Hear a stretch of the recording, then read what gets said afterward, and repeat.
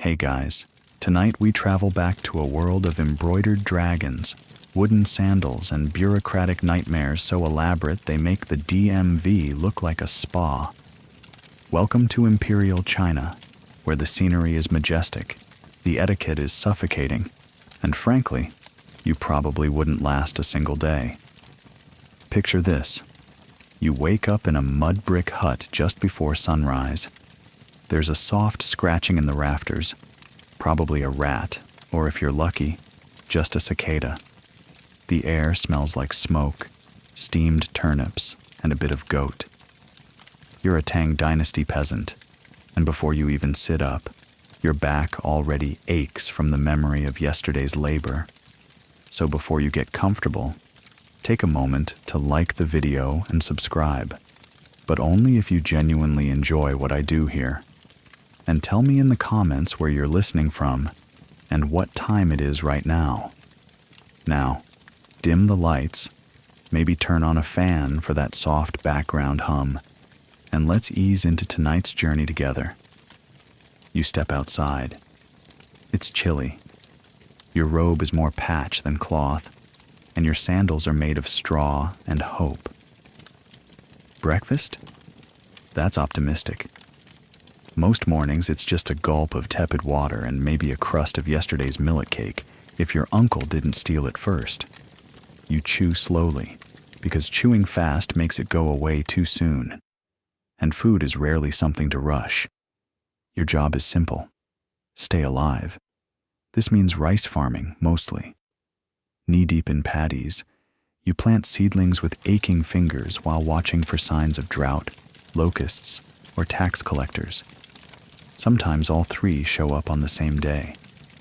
The emperor might sit on a golden throne in Chang'an, but out here, you serve a more demanding master, the land. The villagers gather in small groups to discuss planting rotations, whisper rumors about a dragon spotted near the river. It was probably just a drunk ox, and share gossip about who's been cursed this week. One local healer insists your neighbor's sour turnip crop is the result of an ancestor who forgot to bow before the shrine. Seems legit. As you trudge through the mud, remember that this era didn't exactly have orthopedic support. Your feet are cracked, your shoulders scream, and your reward is a bowl of thin porridge at dusk, flavored with wild herbs and the faint tang of disappointment.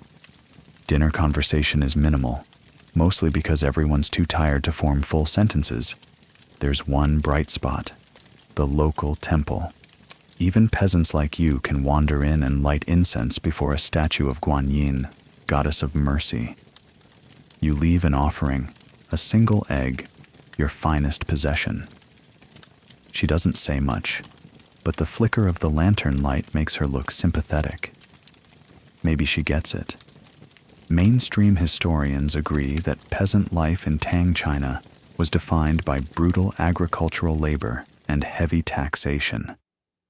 But fringe scholars have noted that villagers also developed incredibly sophisticated weather-watching rituals, some of which involved painting chickens red and watching how fast they ran toward shelter. Unsurprisingly, meteorology didn't advance much. At night, you lie on a straw mat beside your younger siblings, who are already asleep, dreaming of sweet rice and wooden toys. A clay oil lamp casts flickering shadows across the walls. You count the sounds, the low call of a frog, the creak of wood, the rhythmic breathing of your family. Sleep doesn't come easily when your stomach's still asking questions. You dream you are in the capital, walking beneath silk lanterns, hearing the gentle music of pipa players, tasting honeyed dates. In the dream, your hands are clean, your robe is silk, and no one's shouting at you to chase geese out of the granary. But you wake up sore and muddy again, back in the real world, where dreams are less fragrant. And yes, the Tang Dynasty is often remembered for its poetry and cultural brilliance, but only a fraction of society ever read Li Bai. Most people couldn't read at all. Their poetry was carved in blisters and spoken through calluses, Historians still argue whether the rural population ever fully grasped the grandeur of the capital, or if it all just sounded like stories from another planet. There's a rumor that a distant relative of yours got conscripted into the army. His mother wailed so loudly that even the oxen seemed to weep. He never returned. You don't know if he died gloriously in a border skirmish or just wandered off toward a better life. Evening falls. You light a small fire in the center of the home and sit close, more for the light than the warmth. It's smoky. You cough. You joke with your cousin about selling turnip-scented incense to the nobles in the capital. We'll call it eau de dirt. He laughs. You both need that laugh more than you care to admit. And then you sleep again. Because tomorrow, it's the same thing, only with slightly more blisters. The sun rises again, but this time, you're not in a thatched hut. You're waking up on a silk-covered platform inside a heavily perfumed chamber, deep within the imperial palace. You've somehow transformed into a teenage concubine in training during the Song Dynasty. Congratulations? You blink, slowly. The air smells like powdered sandalwood, jasmine, and the ever-so-slight whiff of hierarchy. A maid helps you sit up, though calling her a maid is generous. She's really just the junior of a junior attendant, but still ranks higher than you do. You're new. You know nothing. And in the palace, ignorance can be lethal. First lesson. You are never allowed to walk casually. You glide, slowly, eyes down, hands folded just so. Too quick and you're deemed wild. Too slow and you're accused of laziness. Your survival depends entirely on your ability to exist at exactly the right speed of invisible. You're not technically allowed to speak unless spoken to, but that doesn't stop you from eavesdropping. Behind silken screens, voices whisper of last night's incident. A senior consort fainted during a poetry recital. Rumor has it, she mixed her plum wine with a tincture made from ground pearls and ginseng.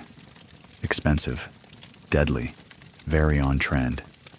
You sip your morning tonic, sour plum water served in a porcelain cup so fine, it probably costs more than your village's entire grain supply. You try not to drop it. That would be a bad start. Somewhere across the courtyard, a zither plays. You don't know if it's music or a warning. Your job today? Training. Specifically, calligraphy. You kneel for hours before a scroll, carefully tracing characters with a squirrel hairbrush. One wrong stroke and the tutor narrows his eyes, as if you've just insulted all 5 Confucian virtues in one swoop. You mumble an apology and press harder. Ink stains your fingers. You'll scrub it off later with rice bran paste and self-loathing. By midday, you're starving. But lunch is a procession of delicate things: pickled lotus root, slivers of duck tongue, candied jujube, all served with such ornate precision it feels like a crime to chew. You miss your peasant days. At least back then, eating didn't involve chopstick choreography and an audience. Mainstream historians often wax poetic about the elegance of court life in imperial China, its refined tastes, its serene rituals. But what they don't mention is the sheer volume of internal backstabbing. There are more political factions within this single palace than there are in most modern parliaments. There's the Peacock Circle, a clique of consorts who only wear lavender and never speak above a whisper. There's the Jasmine Wing, known for their elaborate hairpins and brutal gossip. And then there's your current predicament, being considered neutral, which basically means expendable. At your embroidery lesson, you're told to sew a phoenix in gold thread. Your hands cramp. Your teacher frowns. You begin to suspect the phoenix is judging you. You miss a stitch. You pray it won't be noticed. It is. Again The teacher sighs. There's one bright spot in your day. Literally. A shaft of sunlight filters through the lattice window, catching the gilded edge of a fan someone left behind. You pick it up. Painted with mountains, cranes, and a red sun, it feels strangely alive. For a moment, you imagine running through the halls, fanning yourself dramatically, laughing like you're free. You don't, obviously, but you imagine it. Your roommate, well, the girl who shares your chamber, whispers to you after nightfall. She tells you that one of the concubines tried to send a secret message to a eunuch using a poem disguised as a plum blossom painting. It didn't end well. She doesn't elaborate. She doesn't need to. Quirky fact time.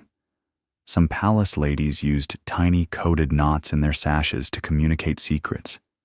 Sort of like embroidered Morse code. Of course, if caught, the punishment was severe. One scholar notes that disappearance was the most merciful consequence. Yikes. And yes, historians still argue whether the lives of lower-rank palace women were ones of privilege or prison. You get the sense it was both. Privileged enough to own silk, imprisoned enough to sleep beside your ambitions and wake up beside your fear. Later that evening, you're summoned to a pavilion. Not alone. There are several of you, each dressed in matching sea green robes, each holding your breath. A prince is coming, they say, or a duke, or maybe just an official testing your poise. He never arrives. Instead, you all sit silently, drinking chrysanthemum tea and trying not to fall asleep. One girl does. Her head jerks, eyes fluttering open, and you all flinch like dominoes. The matron frowns, makes a mark on her little scroll, and you know someone's getting reassigned to chamber pot duty. That night, as you lie on a lacquered bed beneath gauzy curtains, you wonder if the stars outside are real or just painted on the ceiling. You whisper to your cell. This time, you wake up stiff, sitting cross-legged on a cold floor, surrounded by scrolls. Your knees hurt. Your eyes sting. You're wearing a coarse robe. Your hair is pulled back in a tight scholar's knot. And your brain? It's packed tighter than a bamboo lunchbox. Welcome to the Imperial Examination Hall. You are now a young man in Song Dynasty China, and your entire existence revolves around one thing: passing the Keiju, the civil service exam. No pressure, of course, just your family's honor, your village's hopes, and a lifetime of rice rations hanging in the balance. You've studied for this for years, woken up before dawn, recited the 4 books and 5 classics in your sleep, copied Confucian texts until your fingers cramped into permanent claws. You even tried that weird memory technique involving incense smoke and reciting aloud under waterfalls. It didn't help. Nothing helps. You eat a cold rice dumpling in silence. It's chewy, vaguely sweet, and tastes like sadness. The gates open. The other candidates surge forward like exhausted, malnourished zombies. You shuffle in with them, clutching your writing brushes and inkstone like a soldier clutches a sword. The examination hall isn't a room. It's a complex. Thousands of tiny brick cells, each just wide enough to sit in, line the courtyard. You're assigned a cubicle, 3 stone walls, no roof, a wooden plank that serves as both desk and bed. It's monastic, if monks were allowed to weep quietly. You settle in. The proctor walks by in silk robes, looking disinterested. You suspect he finds joy only in rejecting your dreams. He slides a scroll through a slit in the wall. You unroll it. It begins. Discuss the moral applications of Mencius in relation to agricultural taxation. You want to scream, but you don't. You begin writing. The next 3 days pass in a sort of scholarly purgatory. Yes, You live in that cell. You sleep there, eat there, and, let's be frank, handle other human necessities there. There's a small clay pot for that. If you're lucky, no one knocks it over. If you're very lucky, the stench doesn't distract you mid-essay. Mainstream historians admire the rigor of the Chinese civil service exam system, arguably the world's earliest meritocracy, but they don't often mention the bladder control required to survive it. A fringe tale even tells of one candidate who invented a wearable bamboo urinal tube so he wouldn't lose time. A multitasker before his time. Outside your cubicle, the weather shifts. Rain patters gently onto the open courtyard. Some candidates begin softly muttering their responses. One sobs, another chants. A third stares into space, lost in philosophical despair, or possibly just hallucinating from sleep deprivation. You keep writing. The ink smears a little as your hands begin to shake. You wonder if your essay is brilliant or gibberish. You wonder if Confucius would be proud. You wonder if Confucius would be confused. By the end of day 2, your brush has lost its shape. You chew it nervously to repoint it, just as your tutor once showed you. A well-sharpened brush, he used to say, is like a clear conscience. You didn't understand it then. You still don't. One quirky practice. Candidates were often required to write in a specific standardized format called the 8-legged essay. 8 rigid sections. No room for creativity. Just structure, logic, and the ability to quote obscure philosophers without blinking. It's less like an essay and more like a bureaucratic sonnet. Somewhere in the dark, you begin to hear voices, faint echoes of Confucian virtue maybe, or just your neighbor repeatedly writing, "Human nature is fundamentally good," like a monk reciting a mantra. Either way, it's not helping. You finally sleep. Sort of. You curl up on the plank, the scent of ink and sweat and fear thick around you. Your dream involves a great sage descending from the clouds and correcting your grammar. You wake up ashamed. On the final day, your essay complete, you hand it in with trembling fingers. The proctor doesn't even glance at you. You exit the cell, blinking at the sudden brightness of the world. Birds are chirping. It's unsettling. The test is over, but the waiting begins. Historians still argue whether this system truly allowed for social mobility. Sure, peasants could become officials, but only if they could afford tutors, books, and 10 years of uninterrupted study. In reality, the sons of wealthy families had a massive head start, sort of like starting a race after someone already built you a golden cart. You return home, unsure whether to feel relieved or doomed. Your mother asks how it went. You say, "It was fine," and immediately burst into tears. She nods. She knows. She hands you a bowl of congee and pats your shoulder with the solemnity of someone sending a lamb to be judged by ancient scholars. Weeks pass. Finally, results are posted. You didn't make it. Your name isn't on the list. You reread it. You're barefoot again. Your scholar's robes are gone, replaced by a sun-bleached tunic that smells faintly of sheep. Welcome back to the countryside, this time as a mid-level farmer during the Ming Dynasty. If you thought life was tough in the Tang, buckle up. It's summer, which sounds nice, except it isn't. The sun is blistering. Your rice fields are cracked like old porcelain. Your ox is limping, and the local magistrate just doubled the grain quota because his cousin needs a new roof tile business. You laugh, quietly, then stop, because he's probably listening.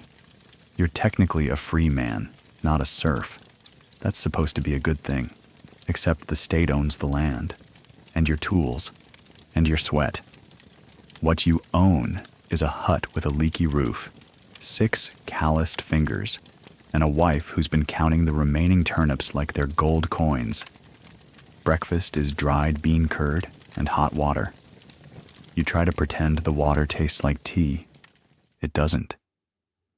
The government officials arrive by mid-morning, 3 of them, in gleaming robes with black lacquered hats that look like sideways wings.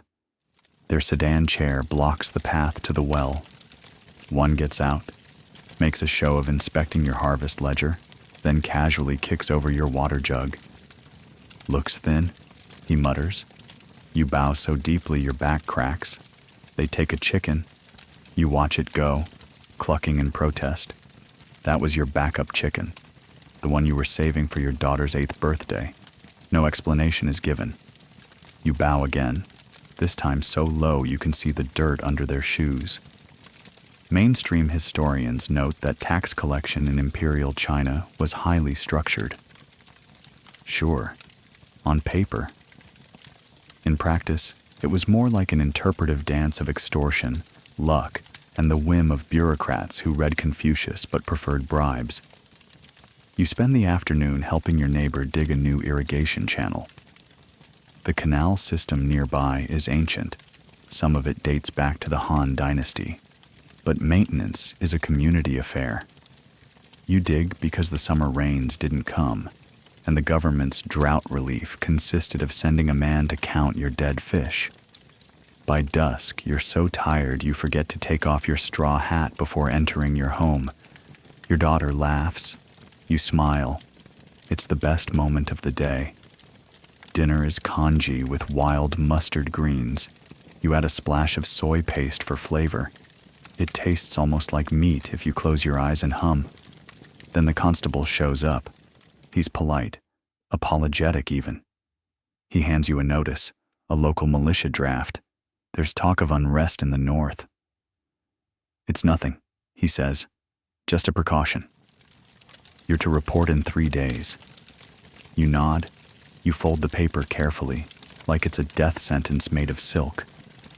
One quirky detail. During the Ming Dynasty, some farmers trained crickets for fights as a form of entertainment. You used to have a prize-fighter cricket. His name was General Hops. He lost a leg last month and retired. You still keep him in a little clay pot. Sometimes you talk to him. That night, you sit on your porch, sharpening a rusted sickle. Your wife says nothing, just presses a steamed bun into your hand and walks back inside. The moon is nearly full. It lights up the rice paddies like a ghost. You remember the story of Zhang the bean seller, who dodged conscription by pretending to be possessed. He wore a pig skull on his head and danced around the village screaming about evil spirits in the grain. They left him alone after that. You consider it. Briefly. Historians still argue whether peasant revolts during the Ming were sparked more by famine or corruption. Probably both. The line between hunger and fury is thin. One year, the fields give. The next, they don't. And when they don't, you start looking at your tax collector like he's edible. You do report for militia duty. It's not glamorous. You're handed a bamboo spear, a boiled egg, and a cloth banner that says, "Defend the Empire." Your unit drills in the village square. Half the men can't lift their weapons. One brings his own flute. He's not officially part of the group. No one stops him. After 3 weeks, a letter arrives. You're dismissed. The unrest has calmed down. Or maybe the officials just got bored. You return home, sunburned and 2 teeth lighter, but alive. Your daughter has made you a drawing. It's a crooked ox, a smiling sun, and a man with a very large hat. "It's you," she says. You laugh until you cry. The next morning, you're back in the field. The canal is working. The seedlings look good. You squint at the horizon and feel something like optimism, or at least the absence of dread. And then, as if summoned by that thought, a new official arrives. He wants to measure your land. Again, by now, You've clawed your way up, somehow. Against all odds, you're no longer a peasant, a concubine, or a student living in a damp exam cell. You've become something far more dangerous, a bureaucrat under the Qing dynasty. You wear crisp robes of dark silk, your top knot is perfect, and people bow when you enter a room. But don't relax, because here, power is a porcelain cup, beautiful, delicate, and one poorly timed sneeze away from shattering. Your office is in a yamen, a walled government compound filled with scribes, messengers, and that one guy who always seems to be chewing on dried plum pits like he's solving national policy with his molars. You're in charge of tax records, water allotments, and minor judicial cases. In other words, you're a very important cog in a very paranoid machine. The day begins with documents, always documents. Ledgers, petitions, family registers, crop estimates, bamboo-bound and slightly mildew-scented. You flick through them like a scholar reading tea leaves, nodding occasionally, and pretending you're not slowly losing your mind to handwriting-induced vertigo. But the real work happens behind closed doors. You're summoned to a private audience with the provincial governor.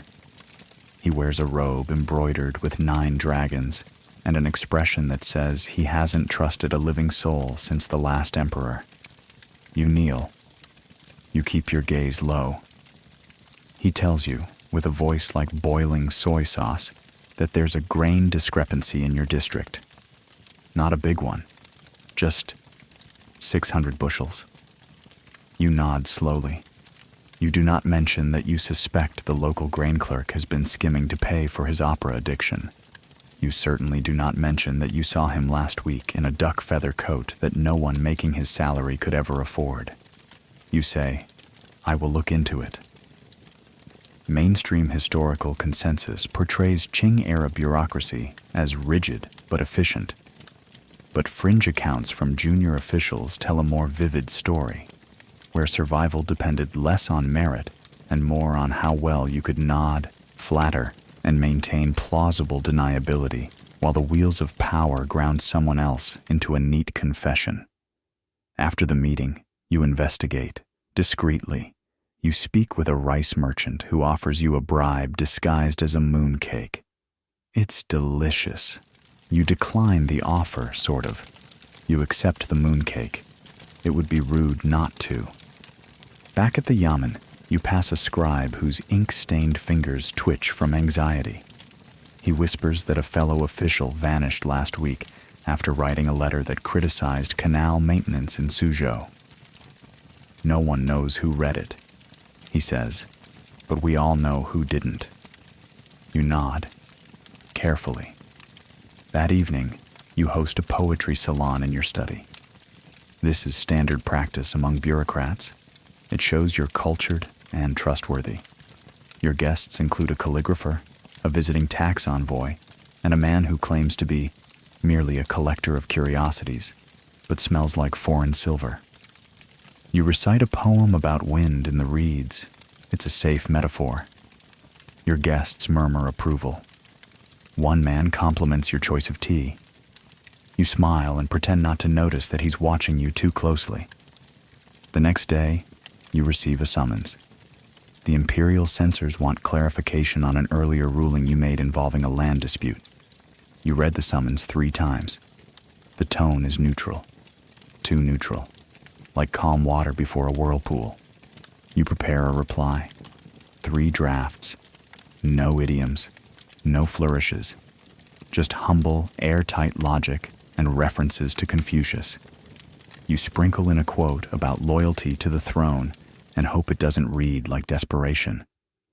Fun fact, some Qing officials kept personal calligraphers on staff, not just for beauty, but because one badly shaped character in an official document could be interpreted as subversion. In this world, handwriting could be lethal. You send the letter, then you wait. Waiting becomes your new specialty. Days pass. The office runs on autopilot. You sign things. You mediate a land argument between two farmers over a chicken that wandered across a boundary stone. You fake a laugh at the chicken joke. You almost mean it. Then, without warning, you receive a gift, a bolt of white silk. It's not wrapped. No note. Just delivered to your quarters by a silent servant. White silk, the traditional fabric for funeral robes. You smile, tightly. You burn the silk in your courtyard at midnight while reciting a poem about snow melting into river water. Your housekeeper pretends not to watch. Historians still argue whether such symbolic threats were officially sanctioned or just tolerated in the shadows. Some say the Qing court discouraged internal purges. Others point to a suspicious number of quiet retirements in the archives. You lean toward the latter. You draft your resignation. It's eloquent, heartfelt, and entirely fabricated. You claim your health is failing. Your doctor, you write, recommends a return to mountain air. You include a poem. It's always better to leave with a poem. Your superiors approve the resignation. No questions. You suspect that means it was the correct decision. You move to a quiet village in the hills, build a small study by a stream, and take up painting. You paint bamboo, misty peaks, and occasionally chickens. You receive a few visitors, mostly poets. One of them tells you that someone else has already taken your old office. He's very clever, they say, very confident. You nod. Poor man. And so ends your life in the courts of power. Not with exile, not with execution. Just a slow vanishing, like ink fading from a scroll. Now, as the brushstrokes of your final painting dry in the mountain air, the world you've journeyed through tonight begins to dim. You step away from the scroll, laying your brush beside the inkstone. Outside, a breeze stirs the tall grass. The trees shift, gently rustling like a whisper you're no longer meant to hear. In the distance, a temple bell tolls. Once, twice. The sound lingers. You take one last glance at the path behind you. Fields of rice fading into fog, scrolls stacked in stone cells, concubines bowing beneath lantern light, a silk-robed official vanishing down a moonlit corridor. All of it, distant now, quiet and untouchable. Here, in the calm beyond ambition, there is peace. Your robes are plain, your thoughts uncluttered. You sip tea with trembling hands and listen to the stream as it weaves around the rocks. Time passes differently here. It no longer asks for anything. Let your breath slow. Let your shoulders drop. Let your mind drift, like an empty paper boat carried by the current. The mountains cradle you. The wind hums a song older than dynasties. And for the first time in what feels like many lifetimes, there is nothing more to do. Just sleep.